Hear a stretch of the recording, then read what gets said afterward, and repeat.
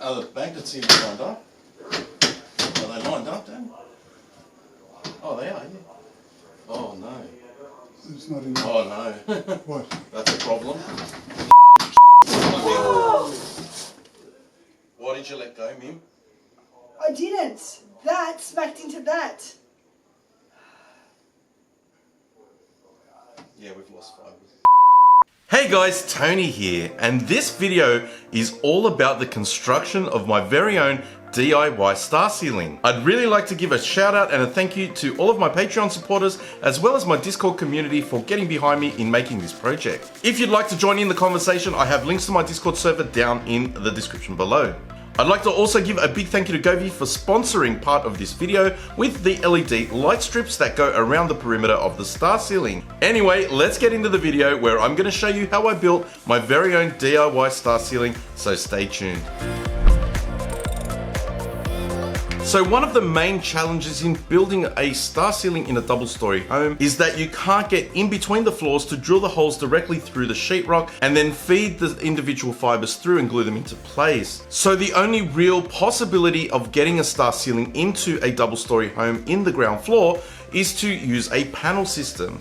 So the idea was to have 3 individual panels that I could glue magnets to, and then if I ran some roofing channels, which you can buy very cheaply, I think they're only about $7 for a 6-meter run, I could cut them down to size, screw them into the ceiling, and then the magnets would be able to stick up the panel to the frame, and then there would be space enough for the fibers, which obviously will be bunched up because you can't get them completely flat. There would be space to run all of the fibers and not have them being squashed up against the ceiling and potentially damaging them. Now, I can give you a fast forward on that, and it 100% worked. It worked out really well. So I didn't lose any fibers during the actual installation of the panels. So this was the method that I went with. I could have bought more panels and then I could have cut them in half and then spaced them right to the edge of the coffered ceiling, but then I wouldn't have had the nice spillover light that I've got now from these Govee LED light strips. I will cover that off later in the video.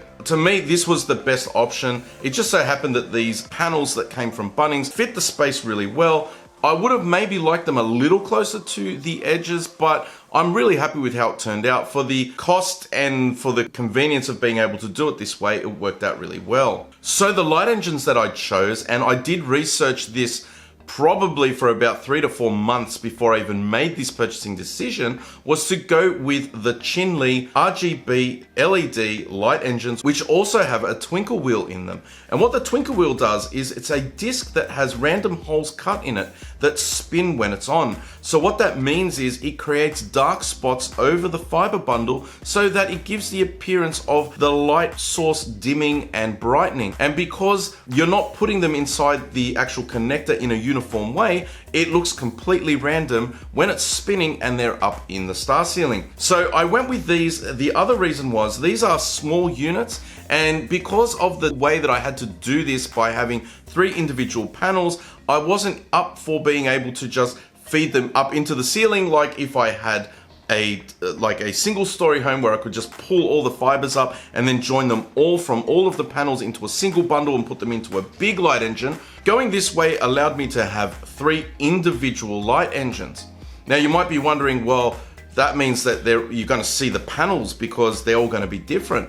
But the beauty of these Chinle ones is that the app on your iPhone, which is all Bluetooth controlled, you can synchronize them together. Now this was really cool, and this was the whole reason why I ended up going this way, because I created a group called the Star Ceiling, and all 3 of them are in the same group, and that way when you change the color or you change the speed of the twinkle or you change any of the other features on one of them, it changes them instantly for all of them. And you can see from the footage that it absolutely worked.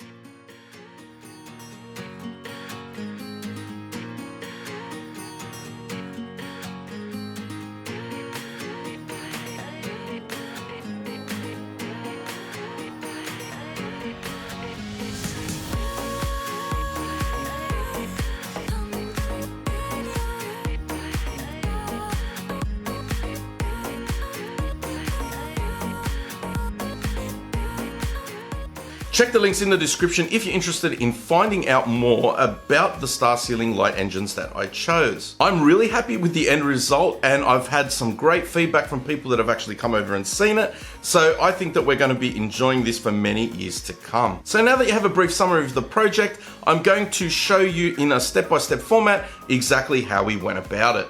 So to give you as complete a parts list as possible, we will start with the 3 acoustic panels, which were 2440mm by 1220mm. We had 1 jar of 80 hollow wall anchors, which were special for gyprock or sheetrock. I got 6 lengths of 6.2 meter roofing channels, which were cut down to the appropriate lengths. I also purchased 130mm by 5mm neodynium magnets, 2 tubes of the world's strongest glue, some black screws, a hot glue gun plus some glue sticks, a cordless drill with various drill bit sizes, an impact driver, 2 ladders, a tape measure, a pencil, a white ink marker, some nail clippers to trim the fibers down, a pair of scissors, and also, of course, the fiber optic strands at various widths, ranging from 0.75mm all the way up to 1.5mm, and I had 1,000 of those at 4 meter lengths. I also had 3 of the Chinley RGB light engines, 20 meters of Govee RGB IC LED strips, a butane torch, and a hardened steel fishing knife, which I used to cut the ends of the fibers. There may have been other things that we used along the way, but this list is pretty much the essentials needed to build the star ceiling. For the purposes of this video, we won't go into specific measurements, as each individual room will have different dimensions. What we had to do is work out how wide to put the magnets on the panels to avoid any sagging, and space each roofing channel accordingly. It did take quite a bit of time for us to work it out. However, once it was done, we measured and cut the roofing channels down to size.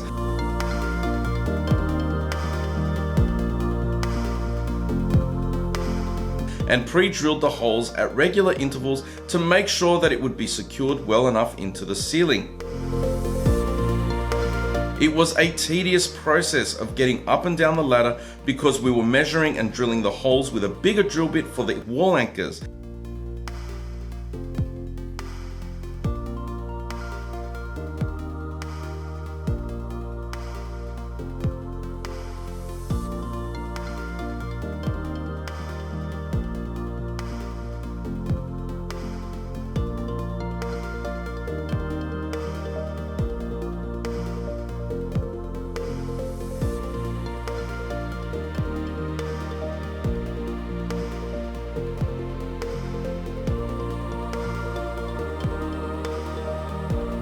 And then once all the wall anchors were in, we secured each channel length into the ceiling. It took us about a day to get this all done, and I would like to say a massive thank you to my dad for helping me to do this, because without him I wouldn't have been able to. Once this part of the job was done, it was then time to turn our attention to making the panels. We started by drawing the marks for each star point with a white paint pen, with the aim to create as many random patterns as possible, rather than even spacing, so that you can get as creative as you like during this process. I know that often people use real constellations, however I just went with what I thought looked good. Once the holes were marked, the tedious task of drilling each hole commenced. I used a 2mm drill bit, as some of the fibers were up to 1.5mm in diameter.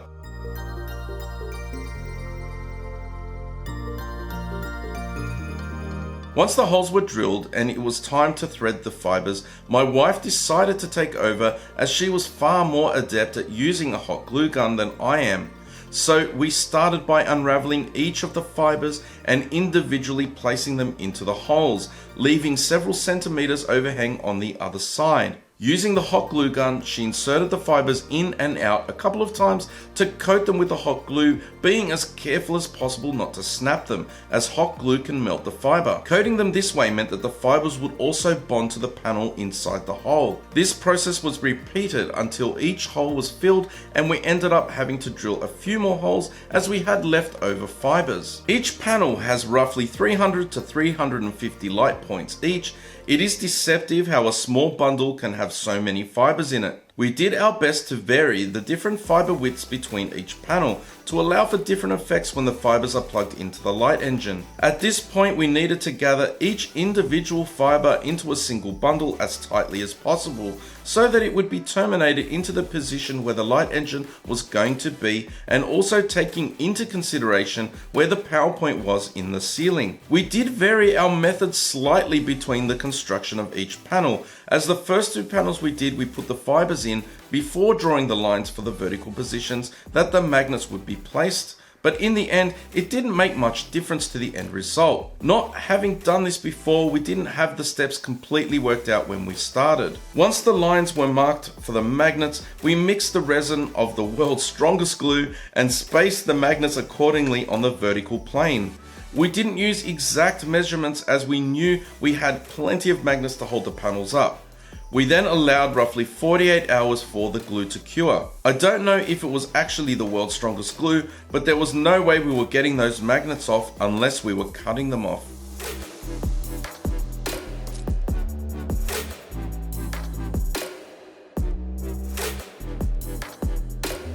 It was now time to get the threaded bundle into the light engine connector, and using a butane torch, I heated up my fishing knife, which is made from hardened steel, to a glowing red heat.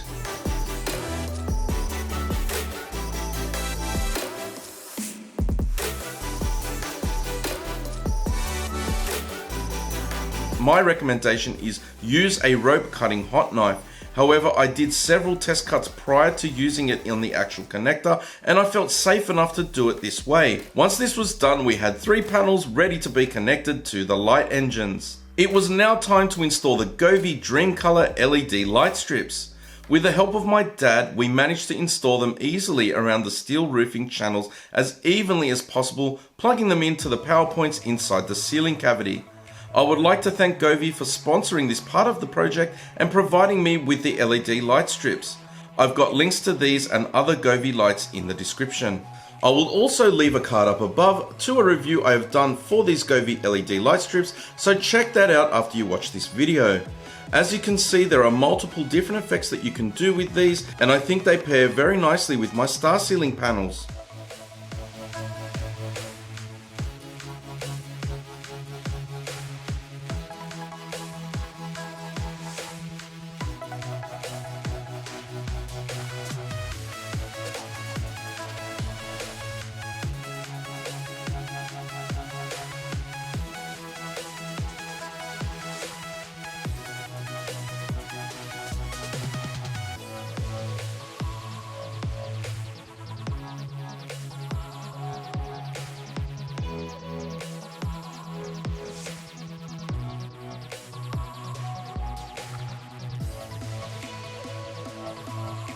Now that the LED light strips were installed, it was time to install the panels. With the help of my dad and my wife, we installed the first panel. It was a scary but exciting moment because we had no idea if this was going to work. We carefully climbed up and slowly positioned the panel above the beams, and they clicked into place. Once all the magnets found their channels, it was actually very difficult to move them, even by a fraction. We then moved on to the second panel, which also went on quite easily.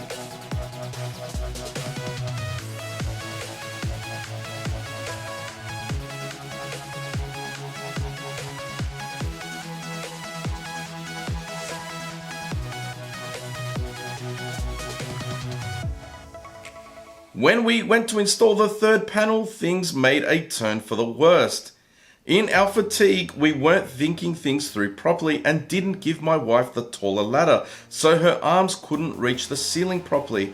And while we were trying to push it up, the lip of the panel caught underneath the second panel, and with just the right amount of pressure, it brought it down. As you can imagine, we were pretty devastated that all of our hard work was potentially ruined, although upon inspection we only lost 20 light points. This was testament to the method of installing each fiber and coating it with the hot glue. Not to be defeated, we decided to take the panel and repair the fibers that we lost when it fell, allowing these to dry, ready to try again the next day. During the downtime, my wife was thinking that the vibrations from my KRIX MX10s could potentially shift the panels over time, causing them to either fall or go out of position. After the mishap we experienced with panel number 2, we made the executive decision to put a single screw in the corner of each panel. This gave us the peace of mind that there was no chance that these panels were going to come down on their own. Once the panels were up, my wife began trimming the excess at the various lengths to give a really nice 3D effect.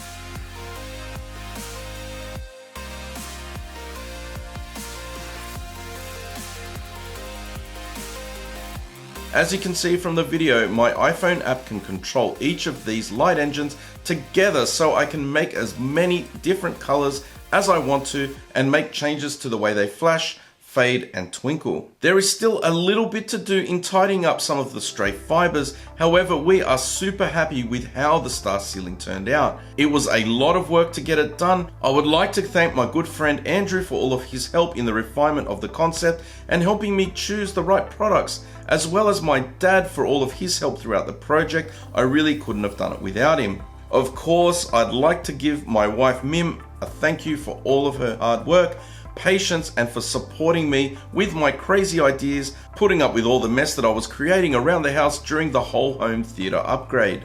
Right, so this project was fraught with many challenges, as you can imagine, because I'd never done anything like this before, and I had no idea if it was going to even work. Now, I'm not suggesting that you guys try this specific method, but I have shown you how I did it so that you can get an idea, as well as some inspiration if you decide to give it a try. But I do want to give a disclaimer that if you do, it's at your own risk. I don't want to be in trouble for anything that goes wrong in your project, and that is why I've tried to be as transparent as possible in showing you how I did things. The beauty of this system is that even though it's magnetized, it keeps the boards nice and tight up against the ceiling, and then you know that it's secure because you have a screw in each of the 4 corners of the panel. Now, the benefit of this is that it's really simple to remove because all you'll need to do is just unscrew those 4 panels, make sure that you've got a person on each of the side of the panel, and then you can slowly just pull it down. You have to sort of shimmy it to the side because the magnets have a really strong pull because they're rare earth magnets. So yeah, you just need to make sure that you have plenty of people on hand